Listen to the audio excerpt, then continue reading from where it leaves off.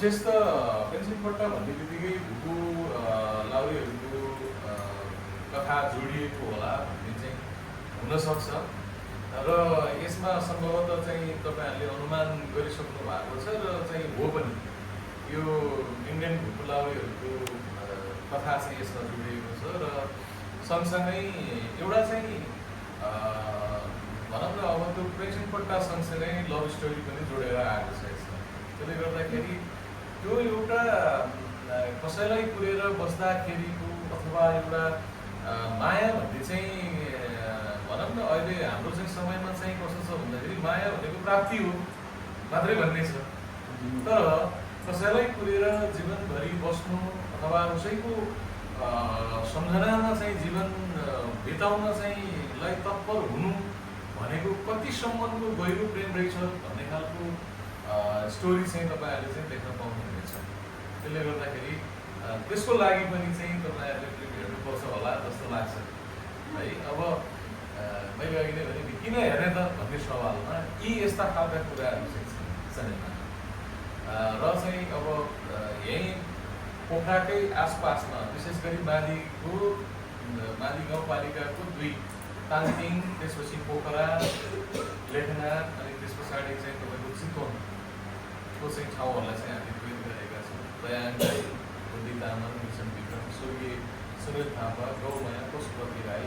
र यहाँको स्थानीय कलाकारहरूलाई पनि मैले समावेश गरेको छु।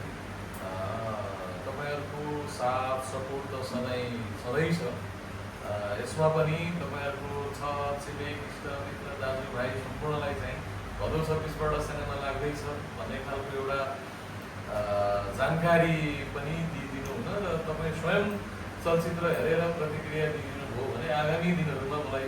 चलचित्र निर्माण गर्नको लागि अथवा अन्य विषयहरूमा यस्तो खालको विषयमा निर्माण गर्न र नबुझी भन्ने खालको भयो भने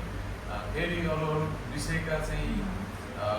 सिनेमाहरू बनाउनको लागि चाहिँ मलाई प्रेरणा हुनेछ भन्ने खाँदै म आज तपाईँसँग यसो भला खुसारी गरौँ केही कुराहरू राखौँ भनेर बहिनीसँग समय मागेको थिएँ। जहिले पनि के भने भन्दाखेरि अब सुत्दाखेरि 12 साढे 12 हुन्छ अनि त्यसपछि उड्दाखेरि त तपाईँको मिल्दैन अनि बहिनीलाई हिजो भने कि ल म जसरी पनि 12-1 बजी सुते पनि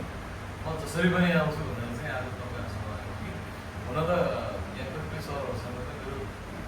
व्यक्तिगत हिसाबले भेटघाट भइरहेको छ, चिया गफ पनि भइरहेको त्यसले गर्दाखेरि तपाईँहरूको उपस्थित रहोस् भन्दै स्टार स्टुडियोप्रति चाहिँ म हार्दिक आभार व्यक्त गर्न चाहन्छु। यो समय मलाई दिनुभयो। तपाईँहरूको यो महत्त्वपूर्ण समयको लागि चाहिँ धन्यवाद। भदौ 26 पछाडि सिनेमा हस्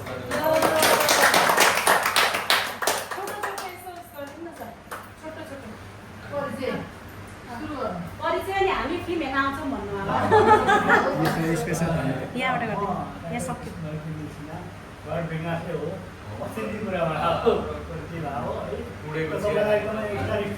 धेरै धेरै स्वागत छ। पूर्णबहादुरको सारङ्गी त हामीले हेरेकै हो, तपाईँलाई जल्दी सम्झेको हो है। र अब पनि पेन्सन पट्टा हेर्दैछौँ। पेन्सन पट्टाको एउटा गीत त हामी यहाँ नाचिरहेको छौँ।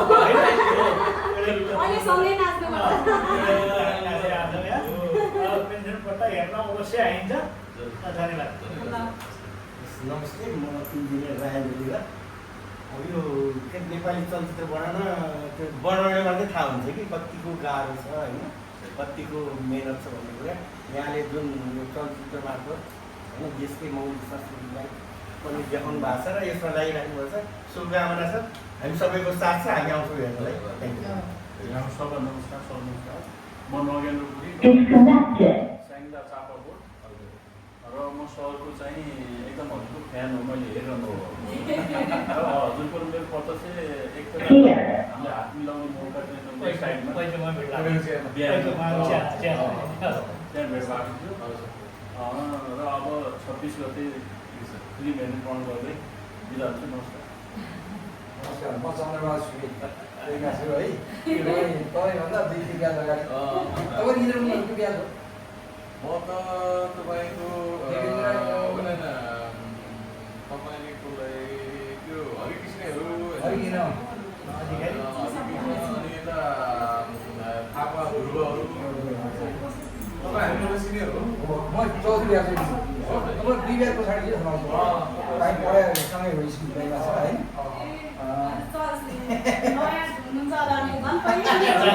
हामी त बाल्यकालमै स्कुल जस्तो पढायो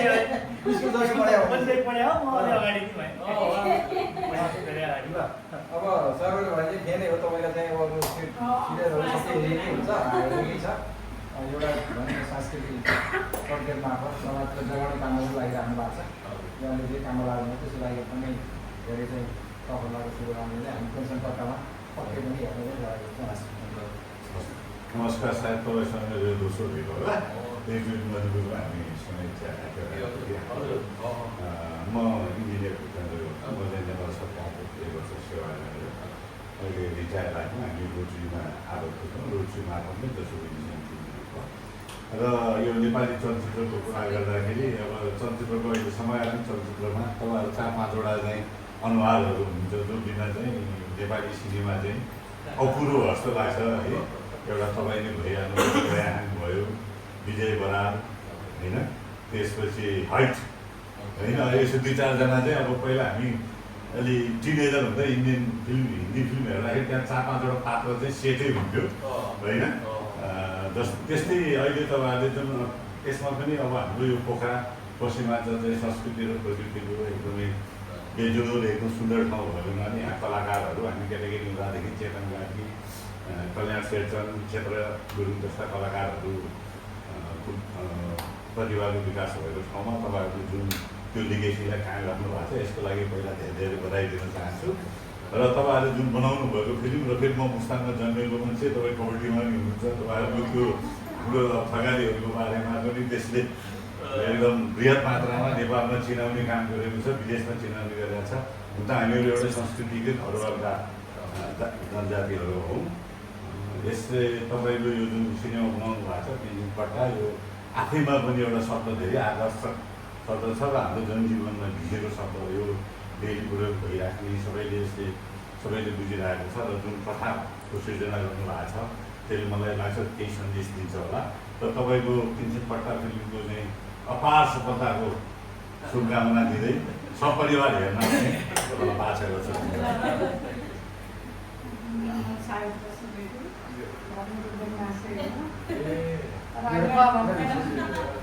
म कुनै पनि हलमा फिल्म चाहिँ हेर्नु गएको थिएन अब पेन्सिलबाट त पनि हेर्छ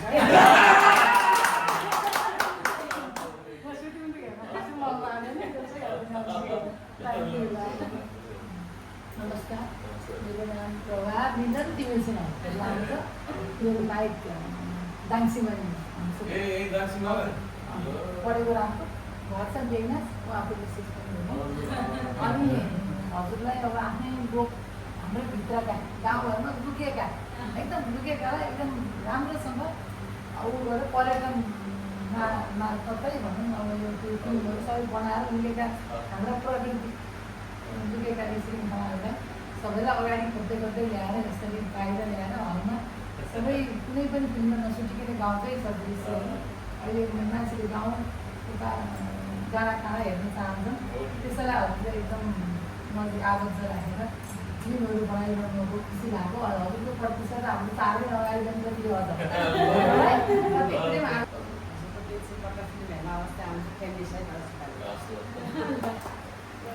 महाशा गुरुङ फुलबारी हजुरको पेन्सन पट्टाको अपार सफलताको शुभकामना मन्दिर गुरुङ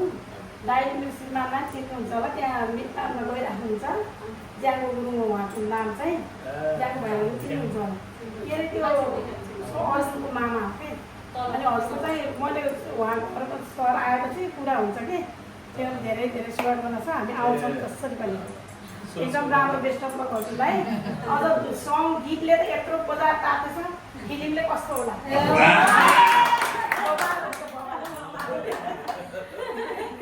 नमस्कार म मन्जु गुरुङ नयाँ बजार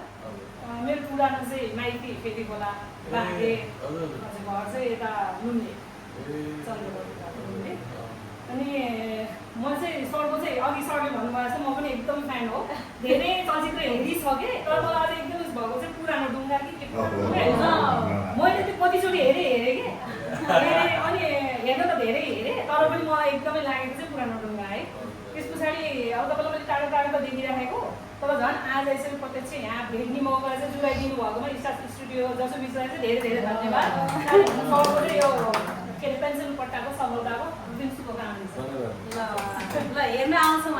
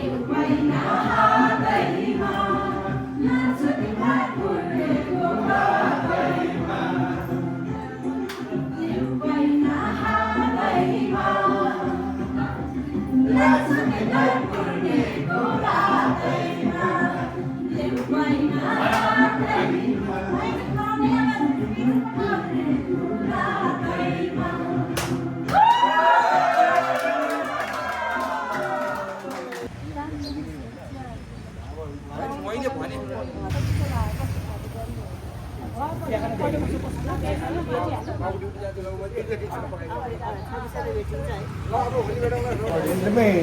तपाईँले उसलाई चिन्नुहुन्छ होला है पडोसी राष्ट्रपति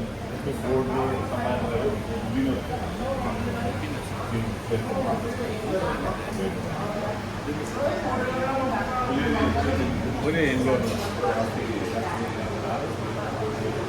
सम्मान गर्नु